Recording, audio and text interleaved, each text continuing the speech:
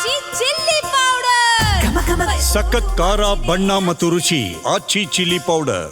ಐತಿಹಾಸಿಕ ಸ್ಥಳ ಲಕ್ಕುಂಡಿಯಲ್ಲಿ ಉತ್ಖನನ ಶುರುವಾಗಿದೆ. ಕೋಟೆ ವೀರಭದ್ರೇಶ್ವರ ದೇವಸ್ಥಾನದ ಬಳಿ ಶೋಧ ಕಾರ್ಯ ಆರಂಭವಾಗಿದೆ.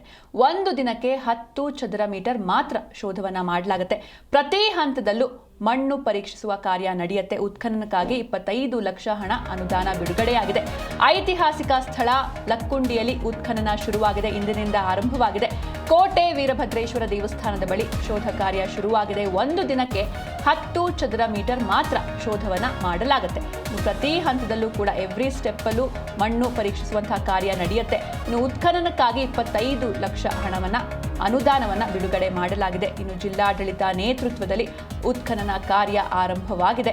ಲಕ್ಕುಂಡಿಯಲ್ಲಿ ನಿಧಿ ಸಿಕ್ಕ ಬೆನ್ನಲ್ಲೇ ಉತ್ಖನನ ಶುರುವಾಗಿದೆ. ಪುರಾತತ್ವ ಇಲಾಖೆ ಹಾಗೆ ಪ್ರವಾಸೋದ್ಯಮ ಇಲಾಖೆ, ಲಕ್ಕುಂಡಿ ಪ್ರಾಧಿಕಾರ, ಜಿಲ್ಲಾಡಳಿತ ನೇತೃತ್ವದಲ್ಲಿ ಉತ್ಖನನ ಕಾರ್ಯ ಆರಂಭವಾಗಿದೆ.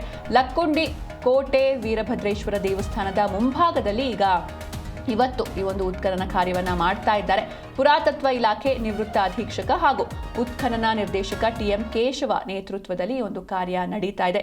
ಹೀಗಾಗಿ ಎಲ್ಲರ ಚಿತ್ತ ಇದೀಗ ಗದಗ ಜಿಲ್ಲೆಯ ಲಕ್ಕುಂಡಿ ಉತ್ಖನನದತ್ತ ವೀರಭದ್ರೇಶ್ವರ ದೇವಸ್ಥಾನದ ಬಳಿ 10 ಚದರ ಮೀಟರ್ ವ್ಯಾಪ್ತಿಯಲ್ಲಿ ಒಂದು ಉತ್ಖನನ ನಡೆಯುತ್ತೆ. ಐತಿಹಾಸಿಕ ಕುರುಹುಗಳು, ಶಿಲಾನ್ಯಾಸಗಳು ಹಾಗೂ ಆಭರಣಗಳಂತಹ ವಸ್ತುಗಳು ಸಿಗಬಹುದು ಎನ್ನುವಂಥ ಅನುಮಾನಗಳು ಕೂಡ ಇರುವಂಥದ್ದು. ಒಂದು ದಿನಕ್ಕೆ ಕೇವಲ 10 ಸೆಂಟಿಮೀಟರ್ ಮಾತ್ರ ಅಗಿಬಹುದು. ಜೊತೆಗೆ ಈ ಒಂದು ಉತ್ಖನನ ಏನಿದೆ ಇದು ಅತ್ಯಂತ ಸೂಕ್ಷ್ಮವಾದ ಕೆಲಸ. ಹೀಗಾಗಿ ಸೂಕ್ಷ್ಮವಾದ ಕೆತ್ತನೆಗಳನ್ನು ಉಪಯೋಗಿಸಿಕೊಂಡು ಉತ್ಖನನವನ್ನು ಮಾಡಲಾಗುತ್ತೆ. ಇನ್ನು ಪ್ರತಿ ಹಂತದಲ್ಲೂ ಕೂಡ ಮಣ್ಣು ಪರೀಕ್ಷಿಸುವ ಕಾರ್ಯ ನಡೆಯುತ್ತೆ. ಇನ್ನು ಉತ್ಖನನಕ್ಕಾಗಿ 25 ಲಕ್ಷ ಹಣ ಅನುದಾನವನ್ನು ಬಿಡುಗಡೆ ಮಾಡಲಾಗಿದೆ. ಪುರಾತತ್ವ ಇಲಾಖೆ, ಪ್ರವಾಸೋದ್ಯಮ ಇಲಾಖೆಯಿಂದ ಹಣವನ್ನು ಬಿಡುಗಡೆ ಮಾಡಲಾಗಿದೆ. ಇನ್ನು ಕಳೆದ ಬಾರಿ ಏನು ಒಂದು ಚೊಂಬಿನಲ್ಲಿ ಎಲ್ಲ ಚಿನ್ನಾಭರಣಗಳು ಸಿಕ್ಕಿತ್ತು, ಅದೇ ರೀತಿ ಈಗಲೂ ಕೂಡ ಆಭರಣಗಳಾಗಿರ್ಬೋದು ಅಥವಾ 11, 12ನೇ ಶತಮಾನದ ಶಿಲಾನ್ಯಾಸಗಳಾಗಿರ್ಬೋದು, ಹೀಗೆ ಬೇರೆ ಬೇರೆ ವಸ್ತುಗಳು ಸಿಗುವಂತಹ ಸಾಧ್ಯತೆ ಇದೆ. ಹೀಗಾಗಿ ಇವಾಗಿನಿಂದ ಅಂದರೆ ಇವತ್ತಿನಿಂದ ಈ ಉತ್ಖನನ ಕಾರ್ಯವನ್ನು ಆರಂಭಿಸಲಾಗಿದೆ. ಆದರೆ ಕೆಲವೊಂದಿಷ್ಟು ರೂಲ್ಸ್ಗಳಿರುತ್ತೆ. ಅಂದರೆ ಒಂದು ದಿನಕ್ಕೆ ಕೇವಲ 10 ಚದರ ಮೀಟರ್ ಮಾತ್ರ ಶೋಧ ಕಾರ್ಯವನ್ನು ಮಾಡಲಾಗುತ್ತೆ. ಜೊತೆಗೆ ಉತ್ಖನನ ಅತ್ಯಂತ ಸೂಕ್ಷ್ಮವಾದ ವಿಷಯ. ಯಾಕಂದರೆ ಕೆಳಗಡೆ ಅಕಸ್ಮಾತ್ ಏನಾದರೂ ಸೂಕ್ಷ್ಮವಂತ ಶಿಲಾನ್ಯಾಸ ಆಗಿರ್ಬೋದು, ಆಭರಣಗಳು ಇದ್ದರೆ ಅದಕ್ಕೂ ಕೂಡ ಡ್ಯಾಮೇಜ್ ಆಗಬಾರ್ದು. ಹೀಗಾಗಿ ಕೆಲವೊಂದಿಷ್ಟು ಸೂಕ್ಷ್ಮ ವಸ್ತುಗಳನ್ನು, ಟೂಲ್ಸ್ಗಳನ್ನ ಯೂಸ್ ಮಾಡಿಕೊಂಡು ಈ ಉತ್ಖನನ ಕಾರ್ಯವನ್ನು ಮಾಡ್ತಾರೆ. ಪ್ರತಿ ಹಂತದಲ್ಲೂ ಕೂಡ ಮಣ್ಣು ಪರೀಕ್ಷಿಸುವ ಕಾರ್ಯ ಕೂಡ ನಡೆಯುತ್ತೆ. ಈ ಬಗ್ಗೆ ಹೆಚ್ಚಿನ ಮಾಹಿತಿಯನ್ನು ನೀಡ್ತಾರೆ ನಮ್ಮ ಪ್ರತಿನಿಧಿ ಫಾರೂಕ್ ಮಕಾಂದಾರ್. ಫಾರೂಕ್, ಇನ್ನು ಇವತ್ತಿನ ಉತ್ಖನನ ಯಾವ ರೀತಿ ಇರುತ್ತೆ ಅಂತ? ಗದಗ ಜಿಲ್ಲೆ ಐತಿಹಾಸಿಕ ಸ್ಥಳ ಲಕ್ಕುಂಡಿಯಲ್ಲಿ ಬೆಳಗ್ಗೆ ಸುಮಾರು 11 ಗಂಟೆ ಅಷ್ಟೊತ್ತಿಗೆ ಉತ್ಖನನ ಕಾರ್ಯಕ್ಕೆ ಚಾಲನೆ ಸಿಗುವಂತ ಸಾಧ್ಯತೆ ಇದೆ.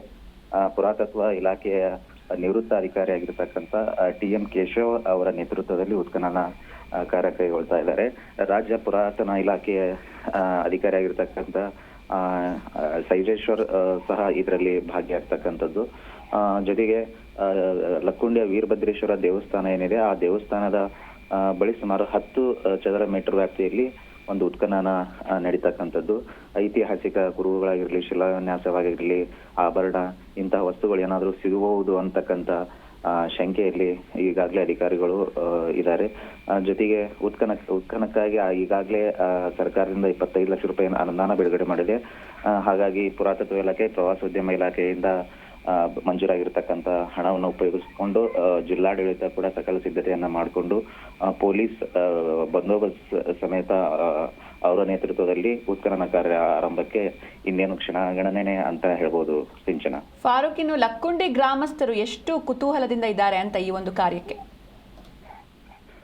ಹೌದು ಸಿಂಚನ, ಯಾಕಂದ್ರೆ ಈಗಾಗಲೇ ಈ ಉತ್ಖನನ ಕಾರ್ಯಕ್ಕೆ ಜೂನ್ ತಿಂಗಳಲ್ಲಿ CM ಅವರನ್ನು ಚಾಲನೆ ಕೊಟ್ಟಿದ್ರು. ಆ ಸಮಯದಲ್ಲಿ ಕೂಡ ಏನ್ ಸಿಗುತ್ತೆ, ಯಾವ ಆಭರಣಗಳು ಸಿಗ್ತಾವ ಅಂತಕ್ಕಂಥದ್ದು ಇಡೀ ಗ್ರಾಮಸ್ಥರು ಅಷ್ಟೇ ಅಲ್ಲ, ಇರ್ತಕ್ಕಂಥ ಅಧಿಕಾರಿಗಳಲ್ಲೂ ಕೂಡ ಅದು ಆ ರೀತಿ ಒಂದು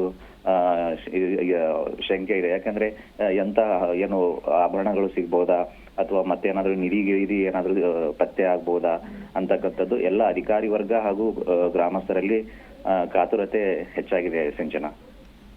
ಥ್ಯಾಂಕ್ ಯು ಫಾರೂಕ್, ನಿಮ್ಮೆಲ್ಲ ಡೀಟೇಲ್ಸ್ಗಾಗಿ.